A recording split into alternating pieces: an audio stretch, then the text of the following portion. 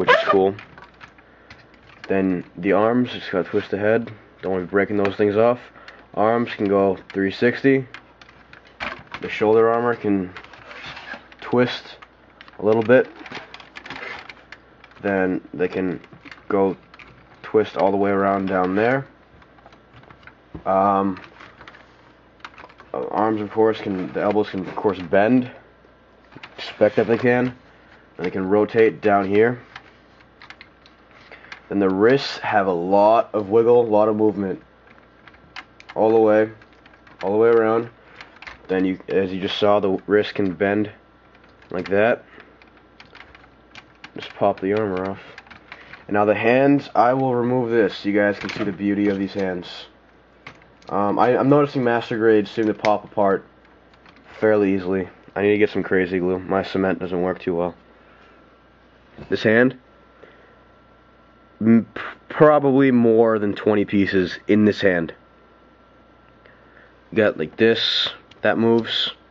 The armor piece is here. Then the inner working piece was like 2. Then each of these fingers is 1, 2, 3, 4, 5. Each finger is 6 pieces. Each finger. And the thumb is, I believe, 4. So the thumb, that finger can bend. Well, that tip can bend. And then you can move it forward like that. And it's on a ball joint so it can spin. There are, of course, beam cannons and tips of all the fingers. That's the main weapon for the Zeong. Okay, then each finger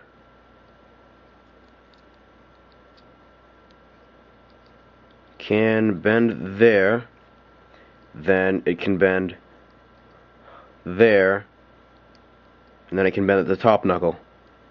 So basically you can get the fingers in all these crazy poses to do whatever you want, which is amazing, but it was a bitch to get put together. And that is the clip where the sword would go into. There's a hole in the sword handle right there. But they were a bitch to make, and like I said, I broke the pinky. The gray piece underneath the pinky, where the armor attaches, is crushed in, so it doesn't attach the way it should. Both hands have the same articulation. Amazing. Then finally, you have up here the neck area. This can move up a little bit, so you can go that. And then head itself, you get some 360, up, down, and then you can go. I want you guys to see this better. The neck, so you go that far, then, oh god, there's another joint right in there. Wait, right in there. That lets it move even farther back. Look. And that's the head. And then the head does detach. It's supposed to. Inside you have the pink sticker. You can see it.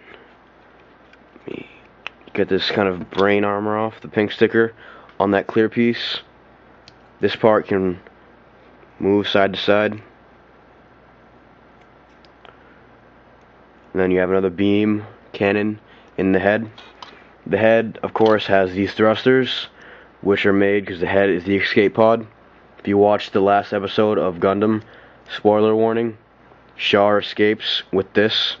Amuro shoots down the Zeong with minus the legs, just the normal Zeong, not the perfect one.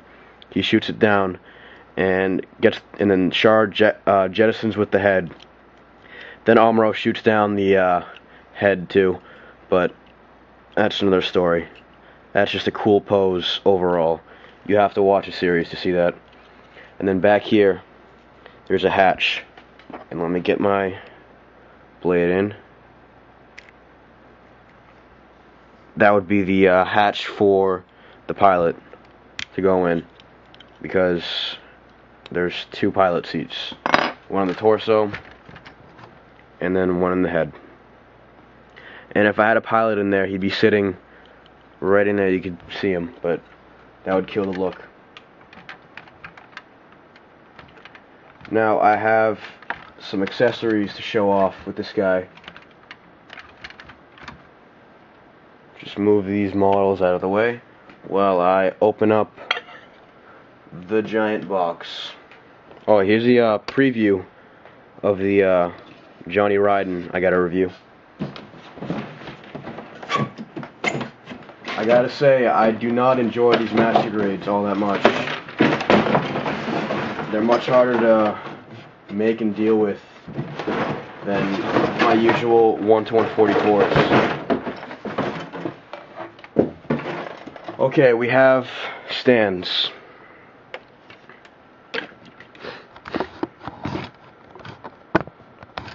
Comes with 2 stands. That's one of them. These are wires. And here is the base for the other stand. It comes with enough parts for our 2 stands to be about this high. I like mine extra high, so I have 1, 2, and 3 put on. There's only 1 on this one. What they do is, well, let me explain the Zeong. It's a SICOM-U, which means like controlled by a new type weapon. And what it does is, these are like the original, nope, these are the Elmith, but like this is like a kind of a funnel or a fin or a dragoon, whatever the hell you guys want to call it, or a fang or a bit, whatever. These are supposed to come off, and what they are, you know how there are beams in each of the fingers, they are wire guided. So it would pop off. Has thrusters in here. Those yellow things are thrusters, and there would be a wire connecting the fist back to the hand, and it would just fly off. And these in attack, and these things let you recreate that pose. It really isn't all that impressive because you have the sword that overshadows it by far. But overall, it's a decent pose, decent look. Let me show you in 1 second. Okay. So you have the arm kind of shooting out to fire. And of course, you would be able to do both. But having the sword, I pose him with the sword every time.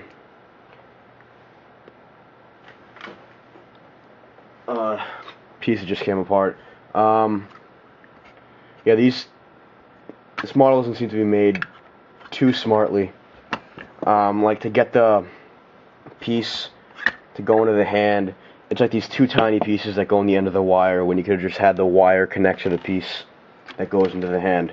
But no, they gotta make it complex and shit like that.